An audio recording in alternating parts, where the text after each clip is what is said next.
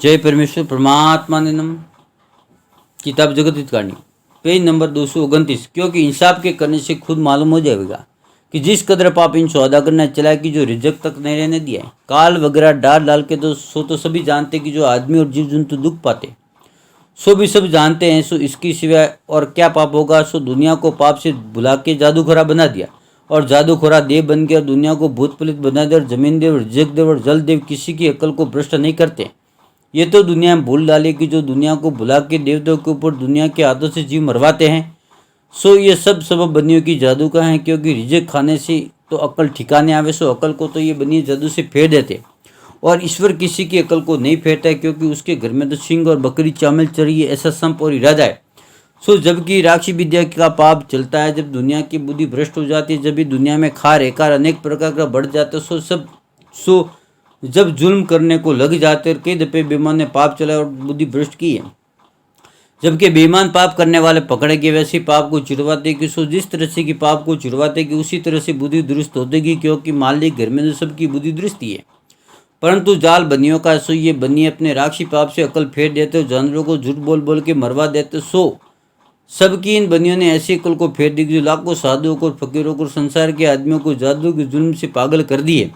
और जिस साधु फकीर को पागल किया सो उनको क्या सोचता कि जो भिष्टा वो पैसा वो को खाते पीते हैं, फिर वो अपने आप ये कहते हैं कि हम सिद्ध होने के वास्ते ऐसा काम करते हैं और कोई मरे हुए जानवरों के हाड़ और आदमियों की खोपड़ियाँ वगैरह जमे करते हैं, उन हाड़ों वगैरह के अंदर पड़े रहते हैं और उनके दिल में जादू से ऐसा सुझाते हैं कि हम ओलिया हो गए।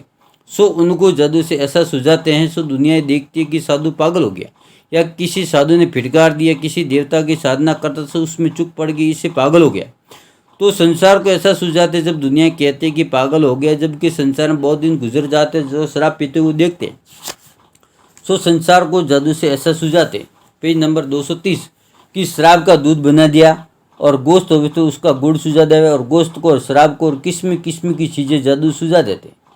सो साधु फकीर को खबर नहीं कि जो एक चीज़ का रूप था उसने दूसरे रंग का स्वरूप किस तरह से कर लिया होगा, यानी किस तरह से रंग बदल लेते। वो ये जानते कि हमारा परमेश्वर बेलिया है, इससे ऐसा हुआ कि गोश्त का गुड़ हो जाता है, परंतु कापिर विधि से ऐसा हो जाता तो समझे नहीं।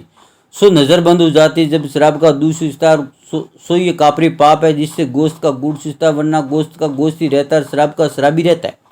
सो इस तरह से और चिप चीज़ें और बेईमान बंदियों की जादू से जिस रंग की चीज़ें होती है वैसे स्वाद लगने लगती है। सो बुद्धि भ्रष्ट कर देते। सो जबकि बुद्धि भ्रष्ट कर देते जब फिर वैसे स्वाद लगने लग जाती है कि जिस रंग की चीज़ें हो सो नज़र बंद हो जाती है, जिससे कुछ का कुछ सोचने को लग जाते। साधु को कुछ दोष नहीं और संसार के लोगों को जादू के जुल्म से बीमार कर देते हैं कि जिसको पागल किया हुआ उससे उस बीमार के ऊपर हाथ फिरवा दे, जिसको पागल किया हुआ उससे उस बीमार के ऊपर हाथ फिरवा दे। कि जिसको पागल किया हुआ, जिसको कि बीमार के उसके नाम का पाप 84 लाख कुंडी के ऊपर छोड़ दे तो वो बीमार आदमी उस पागल फकीर वगैरह के हाथ फिरने अच्छा हो जाए।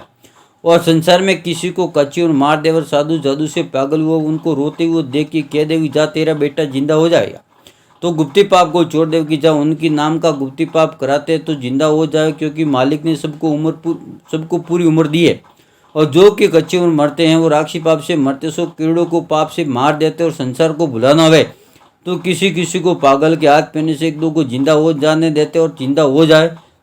सो ये भी मालिक को ज़्यादा भुलाने के वास्ते इनके जाल के पर्चा दुनिया में चला दिए हैं, जिससे कच्ची उम्र मारते हैं कि जो गुप्ती पाप को करना उनके नाम का छोड़ देवे कि जिसको जादू से मारा हुआ, जबकि वो पीछा जीता हो जाए तो संसार के लोग कहने को लग जाते कि ये तो बड़ा ओलिया है।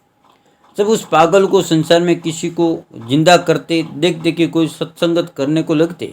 जय परमेश्वर परमात्मा ने नम। और जानते